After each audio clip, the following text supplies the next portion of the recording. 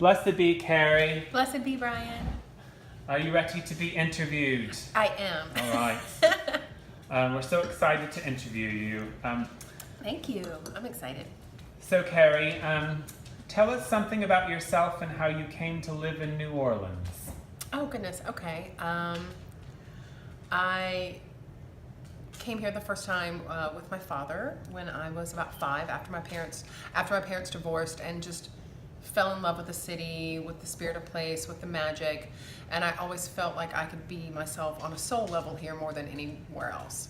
So moving here a few years ago was my 40th birthday present to myself to move here full time. So. Wow, came here very similar ages. We did. So on to the next question. Okay. Why did you join the New Orleans Coven? Now I realize your story is much different than everyone else's, but why did you join the New Orleans Coven? Oh goodness. Okay. So I had always Or been help start it. Right, or help start it. There's that too. I had always been a solitary practitioner, just from where I grew up in Southwest Virginia, and for a very long time, the idea of being in a coven just did not appeal to me for people that I had met in different aspects of my life, either too creepy, too controlling. It just wasn't, I don't know, it just wasn't for me. But I was always attracted to Alexandrian witchcraft because I loved the beauty of it and the elegance and the high magic and the precision in worship and how it was done. And this was, again, not having any idea before was an issue. Just videos you would see of Alex and Maxine, and everything was really fabulous and rock and roll, and I was like, all right, that's cool. But then honestly, like meeting you and becoming friends with you and just realizing this was a thing that I could do and be an initiate and still retain aspects of myself. But I love it. I love the high magic, the ceremony of it, the accountability, and just the commitment to it. So that's what drew me to joining a coven at 40 years old, when I had been practicing witchcraft for almost 30 years at that point. So there's that. Speaking of that, Oh, on to the next question. Oh gosh. What was your magical background before you joined? Oh goodness. Okay. The first book that I ever found, and I know I will probably get a lot of flack for this, and that is okay. So where I grew up in Roanoke, Virginia, there was an amazing, amazing bookshop called Ram's Head. And I would always walk there from my grandparents' house about once a month. And this book fell off the shelf, literally at my feet, when I was almost 11. And it was Scott Cunningham's Wicca. And I realize people are going to watch this and be like, oh, Scott Cunningham. We all started somewhere. And exactly, yeah. But I just thought it was really cool. So I remember taking it up to the guy at the counter, and he was like, well, I feel like this book has picked you. So I'm like, okay. And just, flipping through it and reading it and realizing that there was someone else that had a connection to certain energies. I remember as a kid, walking through the woods and hearing things and feeling things that I was quite sure that my other friends that were in 4th and 5th grade with me weren't doing. And it was a way, quite honestly, a way of escape for me from a family life that was a little unsturdy, and it just kept me grounded. And then exploring that book and then other books, and it just kind of led me to the path where I am now. But I would say earth-based magic. I discovered the goddess, or maybe I should say she discovered me, very graciously discovered me when I was 14, Hecate, and being a devotee of her for most of my life. And necromancy, working with the dead, working with the spirits, has always been very important to me, but in a way of honor, and in a way of accepting your ancestors, accepting what they have done for you and what you can do for them.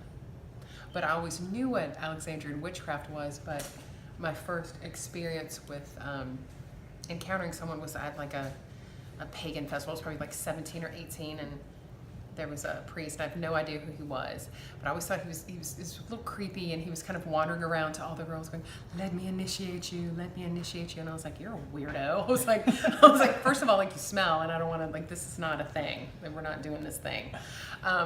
And also something in my mind was like, this is not how you do this. But other people that I'd met in the course of my life that were in covens, it just never seemed the right fit for me. And then, speaking with you and knowing the brief bit that I knew about Alexandrian witchcraft, I was like, okay, I like this. And again, I like the beauty of it. What does being Alexandrian mean to you? Being Alexandrian to me means commitment, elegance, precision. There is a glamourness to it. There is a sexiness to it that I love. I'm all about the wine. That makes me really happy, clearly. Had a few glasses. But I like... There's also a certain aspect of defiance to Alexandrian witchcraft that I always liked. It was... I'm trying to think how to put this. They're rebels. Yeah, that's it exactly. I was like, how do I put this after I've had like 2 glasses of wine without sounding like a ding dong? But there it is. It's out there in the world. I've had a few glasses of wine. But I like rebels. I like forging your own path, and realizing that with working with gods and goddesses, but once you become Alexandrian, very specific god and goddess, there's a huge amount of reverence and a huge amount of freedom that came with that I'm very, very thankful that I've developed this in my life and at a place in my life where... Can you share with us a personal magical success story? Okay. Only one? Okay.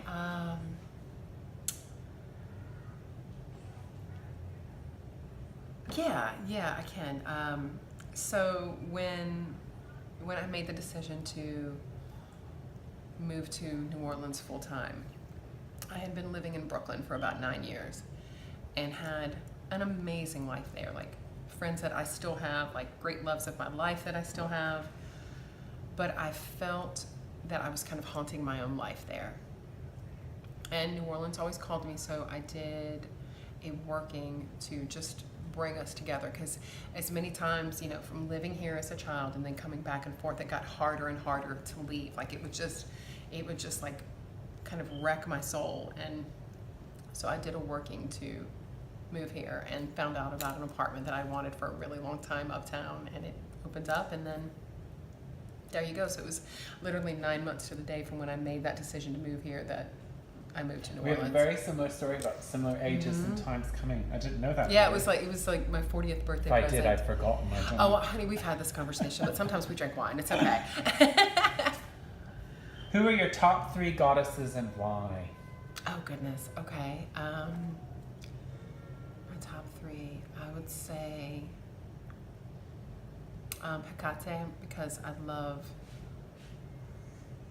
the strength, the clarity of purpose with Hecate, and I like that she's a taskmaster. She's a goddess of witchcraft and death and forging new beginnings and crossroads and new beginnings. I just said that twice, sorry. But she's definitely my top, because she not only is one of her symbols the key, but being a devotee of her, you realize more and more that you are the key.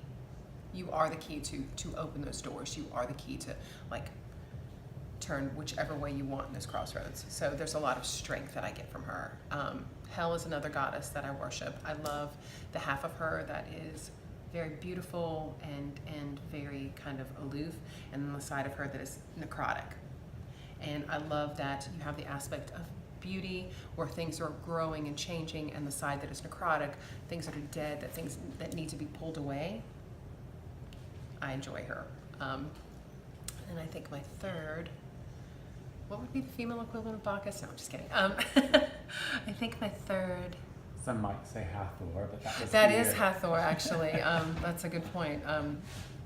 I think my third is Sekhmet. Who some say is a part, some say it's an aspect of Hathor. Who knows? I actually had a conversation with somebody recently where they were talking about how the relationship between Hathor, Sekhmet, and Bastet can be very nebulous, and they're all aspects of the same goddess. And it actually resonated to me a lot, and it made a lot of sense to me. But with Sekhmet, I think a lot of times people tend to focus on her fury and kind of the war goddess and what she can desecrate, what she can get rid of. And they don't focus on what she can bring in and the new growth. So I think for me they would be my top three. And who might your favorite witchcraft elder be?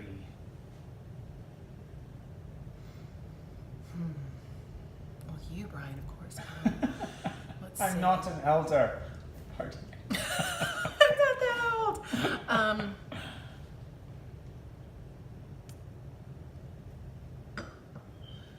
mean, of course, being an Alexandrian witch like Alex and Maxine, because they paved the way for like us to even be here having that conversation. I'm getting over a little bit of a cold, and so my allergies are like making my voice like this. But I've always been very drawn to Patricia Crowther. I loved her presence. I thought she was very elegant and beautiful, not just in the sense of physical beauty, but of the commitment that she brought to what she was doing. And She used those hair curlers she nightly. was not scared. She was like, Patricia Crowther was volume. And, clearly, I like some big hair. But I love the 12 rites that she did. I thought they were really beautiful. And even though she had there was almost this aloofness to her, there was an accessibility too that made it very easy when you were reading anything that she had written or watching anything she'd done. You were comfortable watching it. You wasn't this like, okay, well, I'm not an esteemed occultist enough to look at this. I shouldn't check this out. But she was just kind of like doing this thing. This is how you could do this thing too. So. What advice would you give a person just beginning to explore traditional craft? For lack of, just on complete layman's terms, make sure you have your shit together. Like, pardon that vulgarity, but it's just because it will, especially when you're exploring, once you become an initiate, there are tests. Like, it's not all over once you do the work and you make this commitment. When you have your initiations, there are tests that come into your life. Like, you have to absolutely be able to be humbled. You have to have a commitment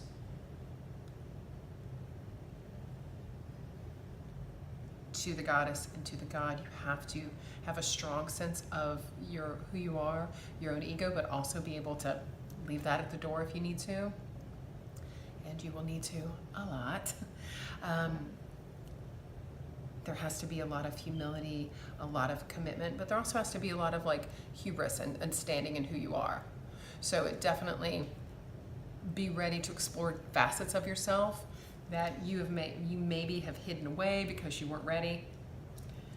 They'll get taken out of you one way or the other. But it's just, I think the biggest thing is just commitment and humility and reverence, because you are priests and priestesses.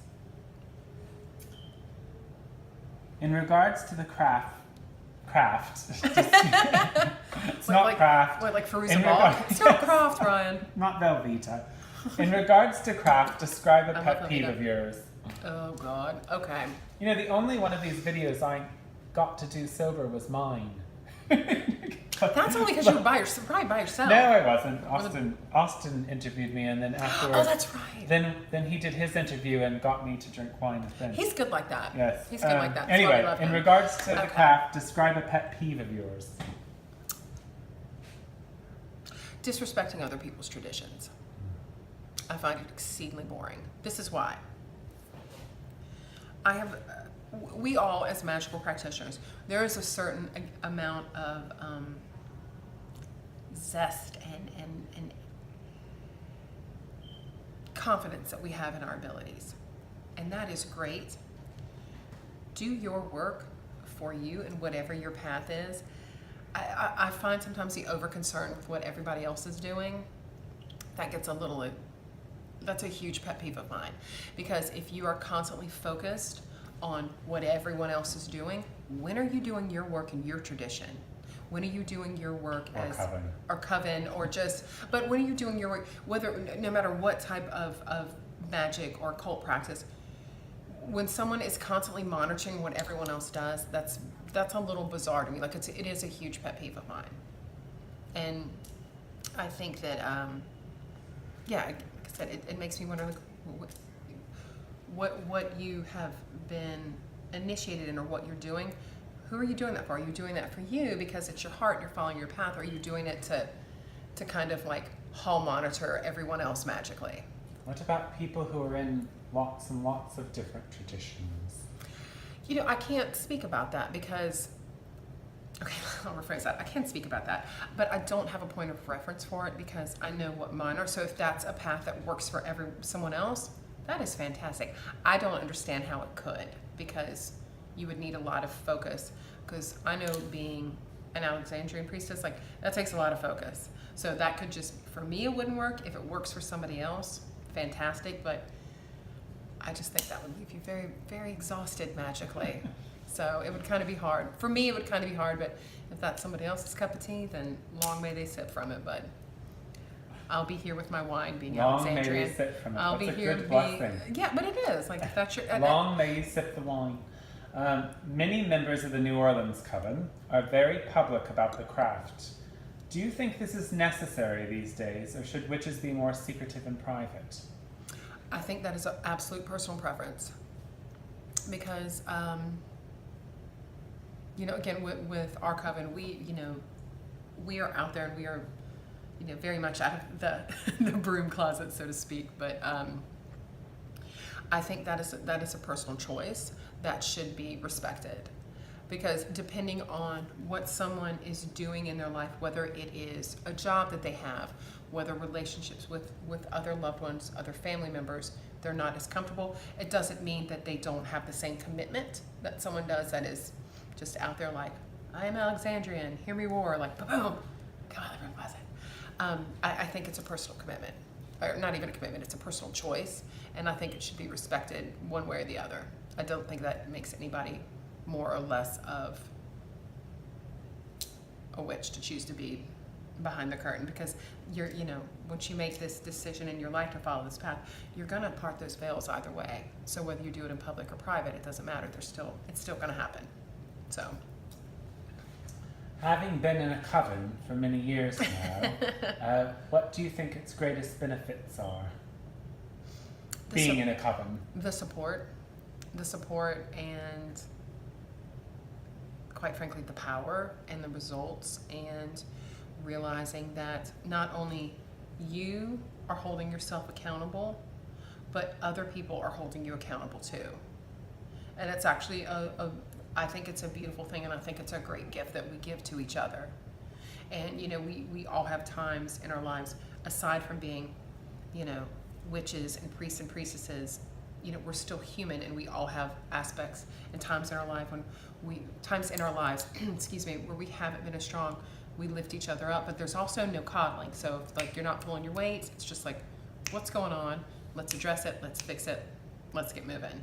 But just for me, I think it's the support and the commitment. And again, the power doesn't suck. Carie, do you have any parting words for the people of Facebook or YouTube? Oh goodness. I feel like if someone has clicked onto this, it's for a few things. It could be just sheer morbid curiosity. It could be being curious about British traditional witchcraft, whether it's Alexandrian, Gardnerian, no matter what the path is. Definitely search yourself and search your soul and search who you are magically to see if this is a path for you.